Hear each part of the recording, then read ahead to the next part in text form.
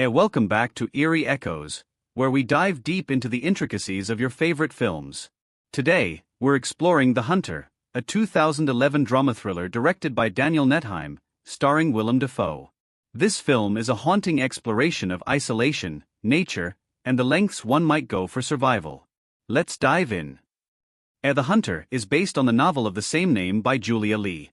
It centers around a mercenary named Martin David, played by Willem Dafoe, who is hired by a mysterious biotech company to track down the last remaining Tasmanian tiger.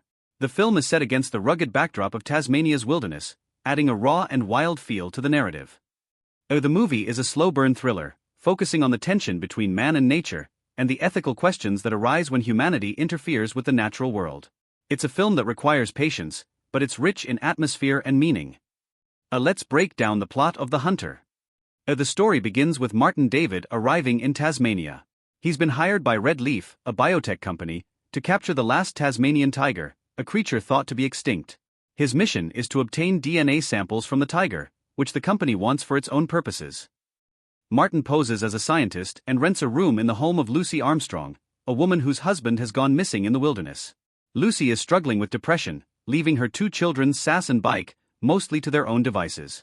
Over time, Martin grows closer to the family, particularly the children, who are drawn to his quiet, mysterious nature. As Martin spends more time in the wilderness, setting traps and searching for the elusive tiger, he begins to suspect that he's not the only one on the hunt. The local logging community is also hostile towards him, suspecting his true intentions. Martin eventually finds signs of the tiger's existence, but his mission becomes complicated as he grapples with the morality of what he's been hired to do, especially as he becomes more attached to Lucy and her children. The story builds to a tense and emotional climax, where Martin must make a choice between his mission and his conscience. The Hunter is rich with themes that go beyond its plot. One of the most prominent themes is the conflict between civilization and nature. Martin is a man of civilization, sent into the wild to impose human control over a creature that has long been left alone by humanity. The film also explores the theme of isolation. Martin is physically isolated in the wilderness, but he's also emotionally isolated, haunted by his past and disconnected from those around him. This isolation mirrors the plight of the Tasmanian tiger, a creature that has been driven to the brink of extinction by human actions. There's also a strong commentary on the ethics of scientific pursuit. The biotech company's interest in the Tasmanian tiger is purely for profit, showing how scientific advancements can be driven by greed rather than the betterment of humanity. And now, let's talk about the ending of The Hunter, which leaves viewers with a lot to think about.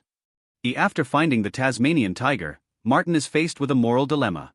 Instead of capturing the animal for the biotech company, he decides to end its life, ensuring that it will remain a myth rather than being exploited.